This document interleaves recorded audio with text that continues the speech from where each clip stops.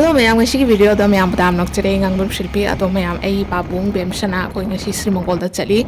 market khara tawbagi ado mayam ngasi video she kharni mangi habati thani humangi oidoni ado mayam khoi huji gari da tonga bhanugas yore ado bhanugas tagi CNG da toraga sreemongol chattoini ado mayam marki video de hapchara ro koi ramnagor da yora ko ina video hapchara ge do kaino bode hi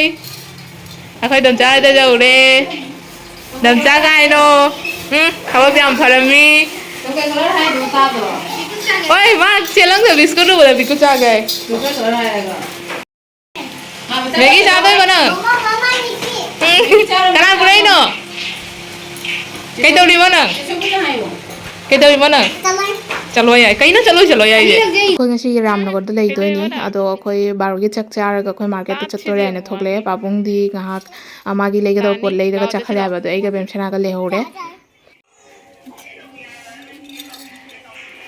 Lawan hey.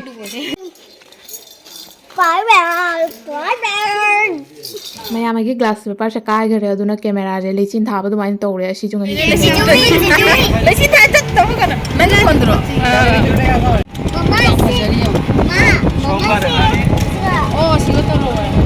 mai makong ni tawra wai video sakta se sakta nang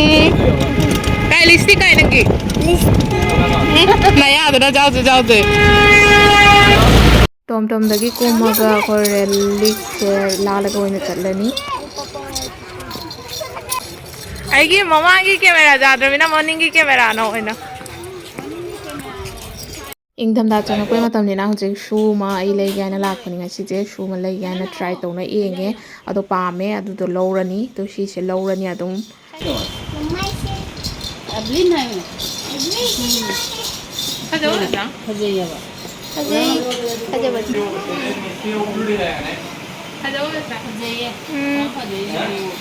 Asiga khongbu apamba atei su yauri ado mathang lakpada oina leirani ado asise pame hujiki oina de ado asise leire ya koi khongbu leire dum chalaga phajana engku lage me amdi khara dum ai morning kadran paal ni jenga karpum ta lei sira ja huji ngala ba jeng do ngale wa phajaba na lore ai ge jega phaja tho mani phaja tai ngau thoi Yamna budi pot lei bana te ingdam dagi matam ni na mamme ado angang si wara bani na gari da tum ghare khoi ram no khoi bode je wajara bani sing thai se je me khoi yum yo re basa yo re dam jagi godown de je ki godown ado me ai lambi da khong de lei thau re ai ta re do na wana loi re do ai am dang dress change to gi fresh hoy gi me ai am dang fresh hoy gi aduga ai poching de engla ge me am do ai fresh hoy na loi re hoji ai unpack tawrani poching de no do nangi je sappa ma lei je ngara je si da khang de jing hello ma chai ni chai si chap chai ni bu chai ni sana chai ni je wana loi re ma yaw dan le ni me ai na ma ga boi pu de ba ma pu de de dum ai na pa ma ba na color se phajai na ha ba de dum le de phajara ba dong ma chai sa ba ne sun da ru ye camera da se kana ga dai de se ni si su phajaba ne ha te ma na la mi be sina akhoi ma gi nai na lei na phai se ma gi jam to na sai gi do chi lei de ai khong si be ji kai no he pi dei muja pi rak pa chai na phai se ma na muja pi da oi da na muja pi da ka nya dai yaw ro sa be oh pi ro he ma le se da lei de to khoi be wi phajadre yo ja sane halo yam phajare price ti ko ba da dum price ti do na ko ode 1790 amadi khara lei de loi de to ba ngasi gi market sa da loi sanjare ai gi beg de to re je na ko change ti bai ge na re ku thro da na yenga ge loi de na sai na Cái này sẽ là garpu, anti garpu, ai nào kia đó na bán lại qua xin là sunscreen lotus tea ama si je, ai là season na aduga si bemgi si ai gi, ningdam dagi hida, body lotion katanam ga le, ado me am ngasi gi loi re paisa bu poti yam de lu paisa de ado re adam paisa pa ya mi se le si do ji ta chin thong ni noi la pa gi noi si restaurant wa ma noi ma ma si ai te mo pa tha le ni na la pa le yum yang ha wa ma taw ra ge me am kai thong le yen hi le kai san ge hay rồi năng nặng mà đâu để ai ai năng là thùng thảo video bây giờ mẹ mà này cái ai bị gì mobile là đi cái gì đấy nữa cái nào bây giờ đấy nữa hay nè bà video bây giờ năng là pha bằng tàu rồi mẹ căn gì bây giờ cái mẹ mua mình có cái ra đó ra đi đi nó cái nồi mà ngang vậy mẹ mấy cái là không lấy thì cái tút ôm này đi nào mà nó làm sao thì đặc biệt là hồi tay đi không vậy coi bố thế riêng của ta lấy thì nhang không đôi cái hậu gật là bố hay nó sẽ à làm cái đó bây giờ được rồi 하다래 카라 희장기 까라미 이싱 레이트래도 nó có chơi gì 아시 통도에 로지 통ấy 통은 너희 거나 chắc nuôi cha lần khi đó là nhà mới lấy vậy đấy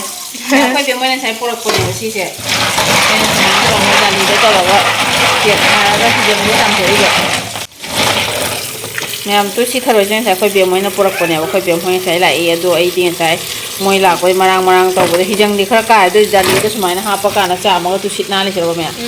đó ngay sai mới là cái đồ ấy đi hobby video tàu cao rồi hay ta để đồ tàu hậu để đồ tụi đi hồi đó tàu gì Tevira cepat Tevira cuma nó thực cái tay vừa đi chị đã chụp em muốn tay rồi mẹ đứa chị đã ra đây một tin ra मेरे लगन दे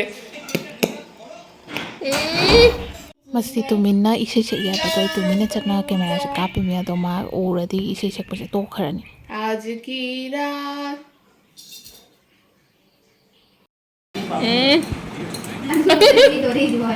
मजा आता है लोग को माइती रोटी तो उन्हें भाई ôi ông ơi thì mi thành là gì đó bị khai thuộc liền thì mai ba rồi sân Phải này không không mực đi tôi sẽ A B C D thấy nè ngang gì S I J K L O V Q R S bunga mata dare huji phang na tum dre S Y N D dre no mai A B C thấy nè ngang gì One, 22, quả 23, 24, 25, 26, 27, 29, 30. Hadi thấy nè 31, cái đó có bất lục cái đó có bất 33, 34, 36, 35 35, 36, dạ 37, 38, 39, 30.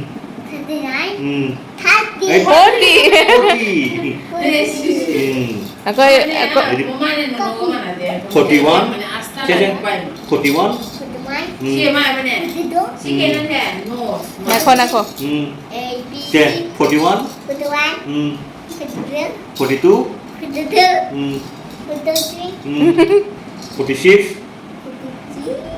chết 47 48 49 50 coi bố đi có mà đâm like bài pung âm mà đâu ra bài mẹ em nung thang tung bát thiêng ở bên này học bớt chút cái tăng thiêng nghe tụi bố breakfast chả rồi khơi cái nào cái thọc lẽ tụi trồng đó tàu rồi cái khơi sen thì stand bao chả nha tụi cái sen thì tàu rồi chắc tôi ní tụi mẹ mà tụi nó mít sen thì chắc tare mà tụi cái tăng phát bên này tụi cái nào cái bus tàu này chả mi mẹ em mà tụi cô này chả lẽ cái video sẽ am có cho hana hai jari cái video sẽ hana cái oi tôi ní cái mà không dễ mi mẹ mà coi balai mà không dễ lawa chora câu ria tụi coi chúng nó mà coi bớt chắc cái này tụi cái mà nung cái view tụi mẹ em thấy anh chơi cái coi yum yau re coi nung thì pung baro ki mang da bodi yore adu mayam ngasi ki video sha de lo sanjarage mayam sha de na like comment and share to ka bigano and bye